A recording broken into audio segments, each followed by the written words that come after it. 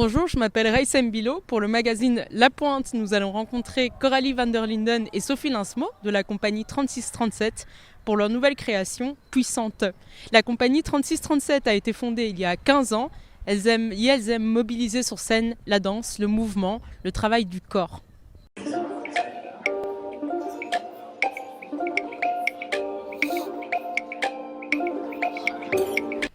Bonjour Coralie van der Linden, bonjour Sophie Linsmo. Aujourd'hui, on va parler de votre nouvelle création, Puissante. De quoi parle cette création-là?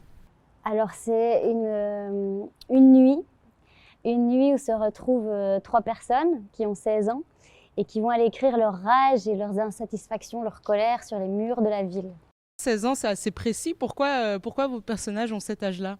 Parce que c'est aux adolescents et adolescentes qu'on s'adresse, c'est notre public cible. C'est donc un spectacle qu'on a vraiment réfléchi et conçu pour elles.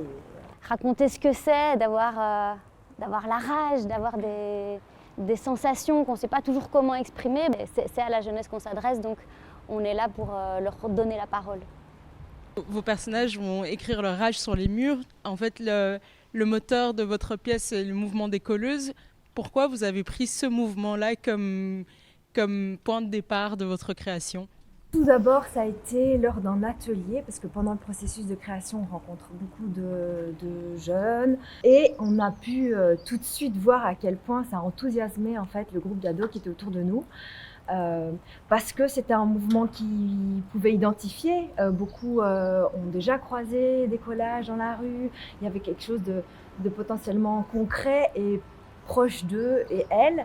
Et là, on s'est dit, ah tiens, il y a les prémices de peut-être quelque chose qui pourrait vraiment être porteur pour ce spectacle. On voulait que le mot soit aussi une façon de résister. Donc, c'est-à-dire qu'en choisissant les slogans, les colleuses, elles se confrontent, elles vérifient que leur message passe via les mots, et c'est ce qu'on a fait au plateau aussi.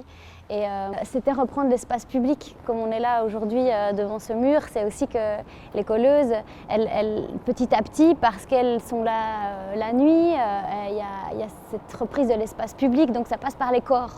Et on avait envie de parler de la lutte aussi à travers les corps et à travers la vie de l'espace public. Vous avez parlé de puissance, vous avez aussi parlé de rage. Alors ma question suivante, c'est comment on mobilise la colère et la rage sur scène, justement?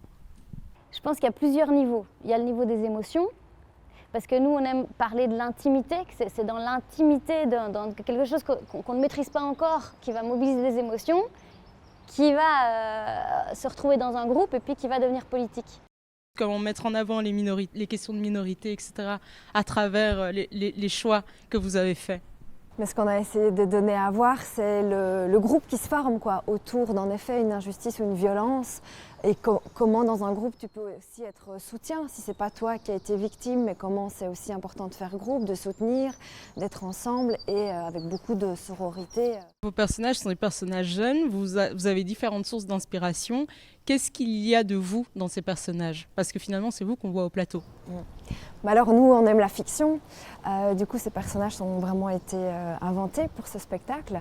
Et pour les nourrir, pour les écrire, on s'est inspiré de plusieurs choses, autant des jeunes qu'on a rencontrés, que de choses de notre propre vie, que de choses qu'on a lues dans des romans. Voilà, il y a vraiment une multitude de sources d'inspiration. Chaque personnage aussi a été inspiré par une phrase de collage que tu avais choisie.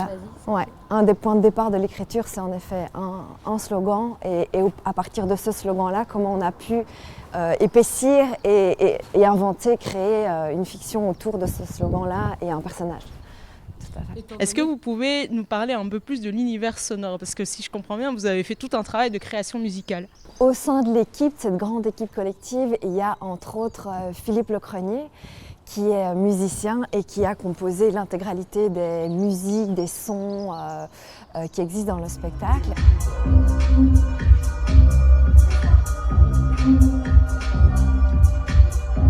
Le son, on a voulu aussi entendre la voix d'un présentateur radio qui s'appelle Cobalt dans nos spectacles. Et la radio, pour nous, elle est venue très tôt dans l'écriture du spectacle parce que c'était une façon d'ouvrir la lutte aussi avec une autre façon de s'exprimer. Donc plus dans l'oralité, La radio, tout au long du spectacle, elle va raconter d'autres luttes qui se passent la même nuit. Voilà, il y a une poésie, un ton dans cette voix. Et puis la radio, pour nous, c'est l'histoire aussi, c'est la résistance. Tout ça est éminemment politique. Alors comment on mobilise le politique sur scène? Qu'est-ce que ça veut dire quand on s'approprie les questions politiques sur scène? Je trouve ça un engagement d'être sur scène.